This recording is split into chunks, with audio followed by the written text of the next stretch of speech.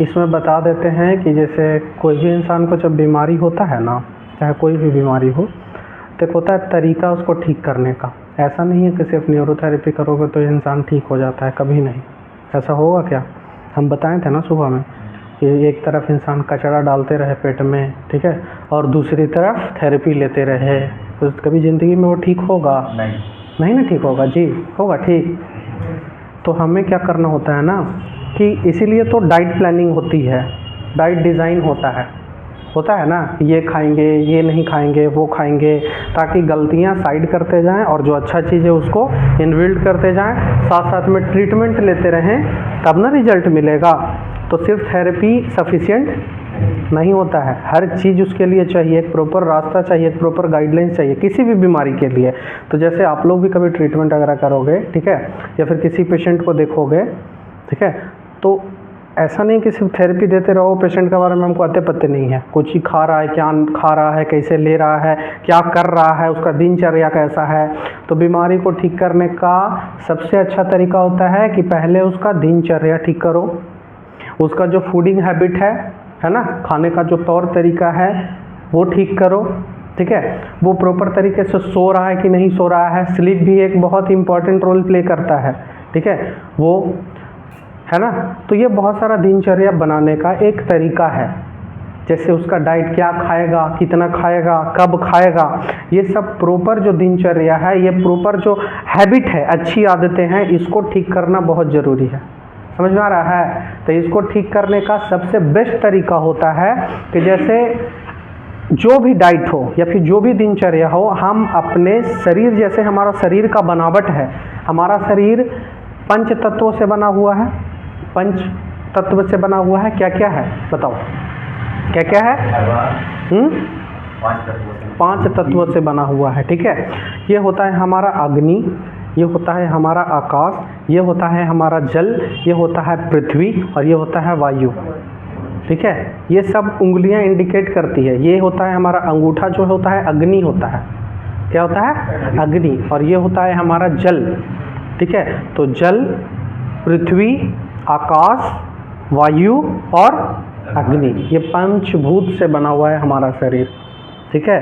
तो पंचभूत को अगर इंसान बैलेंस कर ले, ठीक है, जैसे यही सब अनबैलेंस होता है तो बीमारी आता है। अगर आपका पृथ्वी, अगर वो बैलेंस नहीं रहेगा तो गड़बड़ी आएगी, वायु बैलेंस नहीं होगा तो गड़बड़ी आएगी। तो इसी पंचभूत को बैलेंस किया जाता है, मीन्स उसी के हिसाब से आपको डाइट बनाना पड़ेगा, तब बीमारी ठीक होगा।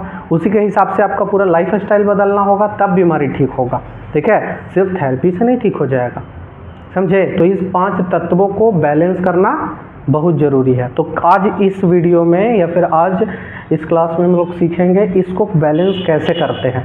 अगर ये चीज़ बैलेंस करना सीख गए तो ये IBS-5 में सिर्फ नहीं होता है, मतलब कोई भी बीमारी हो, इवन डायबिटीज हो, BP हो, कुछ भी हो, ठीक है, इवन कैंसर हो, सबको हम अगर बैलेंस कर दें, ये 5 तत्वों को अपने शरीर में बैलेंस कर लें तो सारा बीमारी ख़त्म हो सकता है। कोई भी बीमारी हमारे बॉडी में नहीं रहेगा, किसी चीज़ का इम्पैक्ट हमारे ऊपर नहीं पड़ेगा, ठीक है। दर्द, सर्दी, खांसी, बुखार, ये सब कुछ नहीं, हमारा इम्यून सिस्टम मजबूत हो जाएगा, हमें कभी भी स्ट्रेस नहीं होगा, किसी भी तरीके की टेंशन ही नहीं होगी, और टेंशन नहीं होगा, स्ट्रेस नहीं होगा, डाइजेशन सही होगा तो कोई बीमारी होगा? कोई बीमारी नहीं होगा। तो इसमें हम लोग सीखेंगे कि पंच तत्वों को कैसे हम लोग बैलेंस करते हैं। तो सबसे पहले होता है, मान के चलो पृथ्वी को बैलेंस करते हैं, ठीक है। जो हम लोग किसको बैलेंस करना सीख रहे हैं? पृथ्वी को बैलेंस करने के लिए हमें क्या करना होगा? जैसे पृथ्वी का स्ट्रक्चर कैसा है और स्ट्रक्चर बना हुआ कैसे कैसे है, वो पहले किस चीज़ से बना हुआ है, उसका मेटलिस्टिक चीज़ क्या है कि वो 25% क्या है? भूमि है, और 75% क्या है? जल है, ठीक है। 25% पानी है और 75% नहीं, सॉरी, हाँ, 25% हमारा भूमि है और 75% क्या है? जल है, ठीक है। जब बच्चा कोई एक नवजात शिशु जन्म लेता है ना, तो एक पृथ्वी के समान होता है, उसमें एक्यूरेट 75% क्या होता है? पानी होता है, ठीक है। धीरे धीरे थोड़ा सा वो जैसे जैसे हम लोग बड़े होते हैं ना, तो हमारे अंदर जो मेटेरियलिस्टिक चीज़ है वो बढ़ता है, जैसे ठोस बढ़ता है, हड्डियां का ग्रोथ होता है तो थोड़ा सा स्पेस वो ज़्यादा लेता है। लेकिन जब बच्चा जन्म लेता है वो एक पृथ्वी के समान है, ठीक है, उसमें 75% पानी ही होता है और 25% उसका जो मांस वगैरह जो भी है और बाकी सब हड्डी वगैरह जो भी मिला के 25% होता है वो। तो 75 और 25 का ये रेशियो, तो हमें इसको बैलेंस करना होता है। तो हमारा जो डाइट का डिज़ाइन होता है, ठीक है, डाइट को जो डिज़ाइन हम लोग करेंगे उसी तरीके से करेंगे। तो हमारे खाने में जो दिन भर का आप जो खाना खाते हो ना, दिन भर के खाना खाने में मात्र 25% ही अनाज खाना है। चावल, दाल, रोटी सिर्फ 25% खाना चाहिए। अगर सच में आपको बीमारी से बाहर निकलना है तो सिर्फ अनाज कितना परसेंट होना चाहिए? 25% होना चाहिए। बाकी जो है liquid diet, liquid in the sense हम आगे बताएंगे, वो हम लोग पानी को जब बैलेंस करना सीखेंगे। तो हमारे डाइट में अगर इंसान सिर्फ एक बार डाइट खाए, मीन्स वो चावल जो भी खाना है एक बार खाए, दिन भर में पूरे हम लोग 3 बार 4 बार अब तो डालने लगे हैं पेट में, है ना। अब हम लोग को आदत हो गया है, कभी 3 बार 4 बार जो मिल रहा है सब डालते जा रहे हैं। रोटी, कभी ओट्स, कभी चावल, कभी गेहूँ, जो मिल रहा है वो डाल देते हैं, ठीक है। तो हमें एक ही बार अगर इंसान अनाज खाए, कोई भी क्वेश्चन वगैरह जो भी दिमाग में आता है पूछ सकते हो, ठीक है। तो पहले क्या है कि हमें बैलेंस करना है कि यदि कितना खाना खाना चाहिए, अनाज कितना खाना चाहिए, मात्र 25%, मतलब एक टाइम, वो हो गया। टोटल जैसे 100% है तो 100% में 25% अगर खाना, तो एक टाइम सिर्फ अनाज खाओ जिस समय खाने का मन है। और कोशिश करना है अगर ये दोपहर में खा लो अनाज एक टाइम, या फिर शाम में खा लो अनाज एक टाइम, ठीक है। एक ही टाइम खाना है। अनाज कितना टाइम खाना चाहिए लोग नहीं खाते हैं, लेकिन बता रहे हैं हम, उसको बैलेंस करने का तरीका बता रहे हैं, ठीक है। ऐसे तो बहुत कुछ बताया जाता है, लोग फॉलो थोड़ी नहीं करता है, लेकिन हम तरीका जान लो ताकि किसी को भी अगर क्रॉनिक डिजीज हो तो कम से कम इस प्रोसेस से होके गुजरेगा, वो गारंटीड है कि वो बीमारी मुक्त हो जाएगा। समझ में आया। तो अनाज हमें कितना टाइम खाना चाहिए? एक टाइम। बाकी अब दूसरा हमें क्या, अगर इतना ही करते हो, ठीक है, एक टाइम अनाज कर देते हो, तो आपका समझो कि पृथ्वी जो तत्व है वो बैलेंस्ड हो गया। लिक्विड में जैसे पानी ही पीना है या फिर हम बता रहे हैं, जब पानी पर आएंगे तब बात करेंगे तत्व, ठीक है। दूसरा जो तत्व है, पहला बैलेंस करने का तरीका समझ में आ गया। अनाज कितना टाइम खाना है?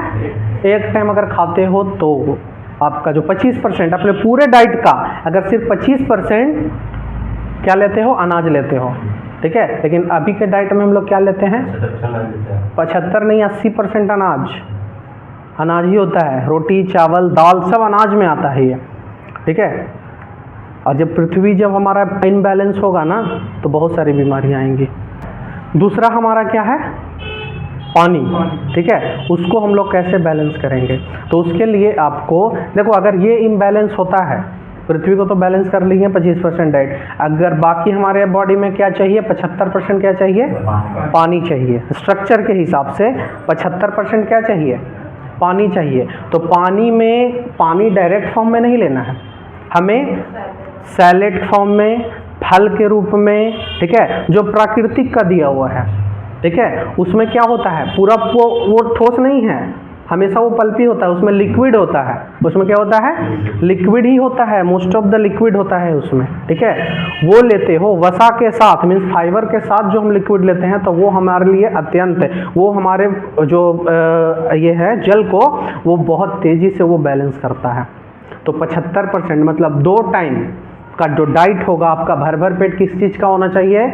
सब्जी का, सलाद का, या फिर फल का, ये लोगे आप, ठीक है। अगर ये करना शुरू करते हो, अगर ये देखो एक चीज़, अगर ये आपका जल इम्बैलेंस रहेगा तो वैसे ही इंसान को कॉन्स्टिपेशन होता है, वैसे ही इंसान को कब्ज की समस्या, पेट की समस्या उन्हीं लोग को होती है, गैस की समस्या उन्हीं लोग को होती है। समझ में आया। तो हमें जल तत्व को बैलेंस करना बहुत ज़रूरी है। इसके लिए हमें क्या लेना पड़ेगा? फाइबर्स लेना पड़ेगा। मीन्स फाइबर से वो नहीं, फल लेना पड़ेगा, सलाद लेना पड़ेगा, ठीक है, मतलब सब्जियां खानी पड़ेगी। तो ये 2 टाइम अगर ये डाइट लेते हो और एक टाइम अनाज खाते हो, ठीक है, तो आपका ये दोनों बैलेंस्ड हो जाएगा, पूरा बॉडी बैलेंस्ड हो जाएगा। हम बताएंगे, ठीक है। और इस हम बता रहे हैं ना, ये तरीका जान लो, अब फिर आप अपने हिसाब से डाइट डिजाइन कर सकते हो। फिर आपको किसी भी आप डाइटिशियन की ज़रूरत नहीं पड़ेगी। ये बैलेंस करना सीख जाओगे ना, किसी भी डाइटिशियन की ज़रूरत नहीं पड़ेगी, खुद के डॉक्टर बन जाओ, है ना। खुद के डॉक्टर बन जाओगे जब आप ही जानते रहोगे अपने बारे में कि मेरा क्या इम्बैलेंस है, हम क्या गलती कर रहे हैं, मेरा पूरा दिनचर्या मेरा कैसा है, हम इम्बैलेंस तो कर रहे हैं, हम ये ज़्यादा खा ले रहे हैं, तो खुद जानते रहोगे कि मेरा ये पक्का इम्बैलेंस है, तो बैलेंस करना सीख गए हो तो सीख लोगे, कर लोगे। तो ये तरीका, हर बीमारी से मुक्त इंसान।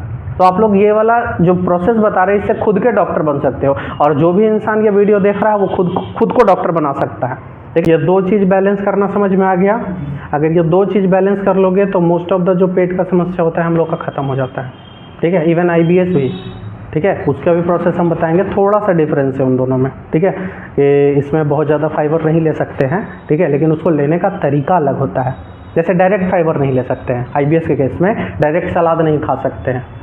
जिसको पेट का समस्या होता है डायरेक्ट कच्चा सलाद नहीं खा सकते हैं, लेकिन उसको बॉईल करके खा सकते हैं, उसको सूप बना के खा सकते हैं, ठीक है, लेकिन ले सकते हैं, उसको सॉफ्ट करके खा सकते हैं ताकि ज़्यादा परेशानी ना होता है हमें, ठीक है, हम बताएंगे।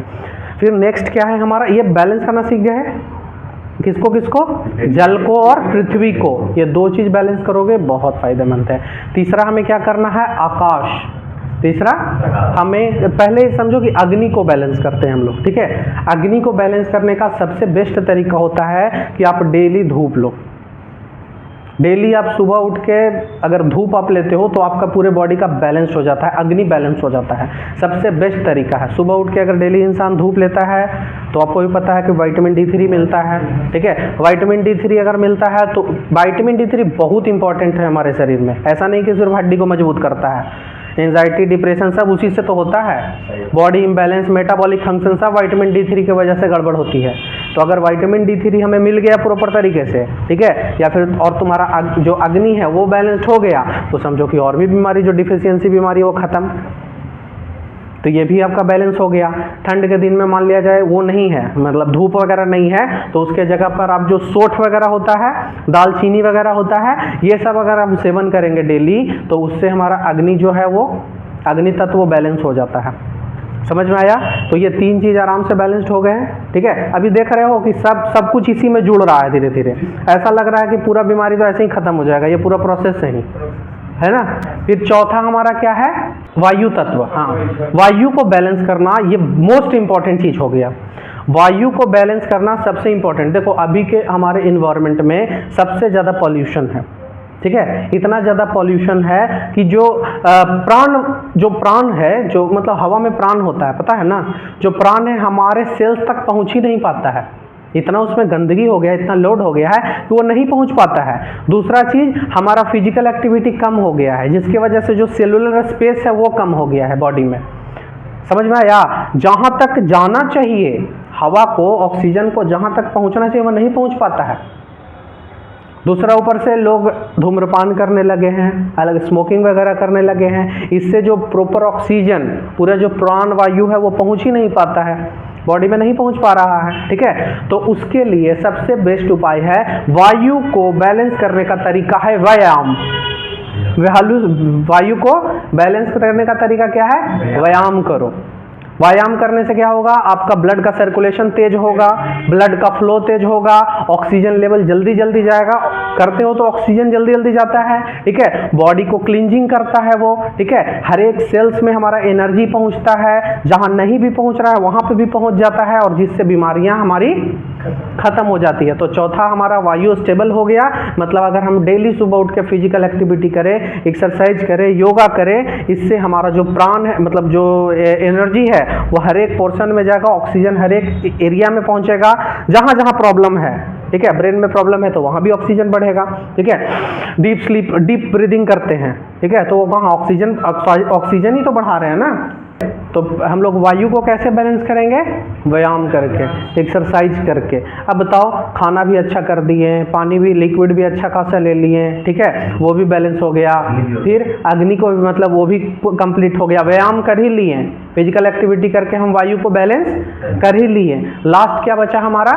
आकाश। अगर आपको आकाश को बैलेंस करना है तो आकाश को बैलेंस करने का सबसे बढ़िया तरीका है उपवास।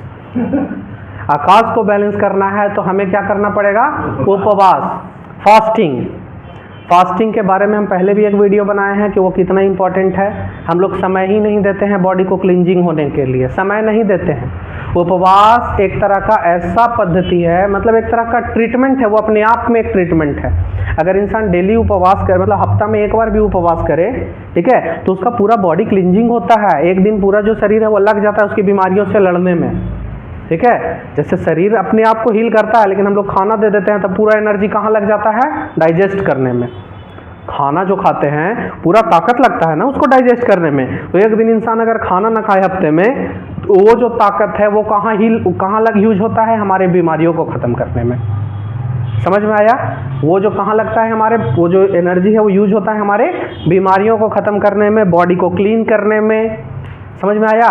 तो इस तरह से हम पांचों भूत को हाँ बैलेंस कर लिए। अब जब हम पांचों को बैलेंस कर लिए तो क्या अब कुछ बचा कि हमारे बॉडी में कोई बीमारी रह सकता है? अगर ये पांचों चीज़ बैलेंस हो जाए तो रहेगा? कभी नहीं रह सकता।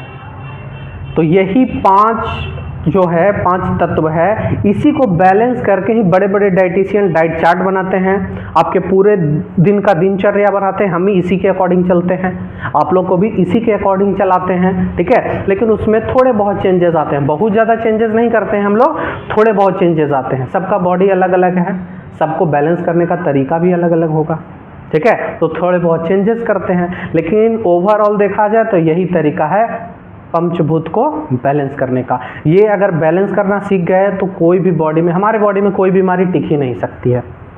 समझ में आया? हम लोग बिल्कुल निरोग जीवन जी सकते हैं, बिल्कुल स्ट्रेस फ्री जीवन जी सकते हैं, और सिर्फ बीमारी ही नहीं, ठीक है, हमारे बॉडी के अंदर जो है ना एजिंग प्रोसेस रुक जाएगा। एजिंग प्रोसेस रुक जाता है, मतलब कम हो जाता है। ऐसे भी हमने बताया उपवास करने से हमारा एजिंग जो स्लो हो जाता है। इंसान जो अभी तुरंत इसी एज में बूढ़े दिखने लगते हैं ना, वो एजिंग कम हो जाता है, ठीक है। तो ये पांचों तत्व अगर इम्बैलेंस होता है तो हमें बीमारियां आती है, जैसे ही बैलेंस करोगे तो बीमारियां मुक्त हो जाती है। इवन कोई भी बीमारी हो, ठीक है, कैसी भी बीमारी हो शरीर में, दवाई से बैलेंस हो सकता है क्या ये? और हम इम्बैलेंस करते हैं, केमिकल से हमारा पूरा बॉडी इम्बैलेंस हो जाता है, हार्मोनल इम्बैलेंस, केमिकल इम्बैलेंस। लेकिन इस प्रोसेस से हम लोग पूरे बॉडी को बैलेंस कर सकते हैं और बीमारियां मुक्त हो सकते हैं, ठीक है। अगर आप सबको भी ये वीडियो समझ में आ गया, अगर अच्छा लगा तो हमारे चैनल को ज़रूर सब्सक्राइब करें, और किसी भी तरह का क्वेश्चन क्वेरी है तो आप हमारे कमेंट में ज़रूर लिखें। धन्यवाद।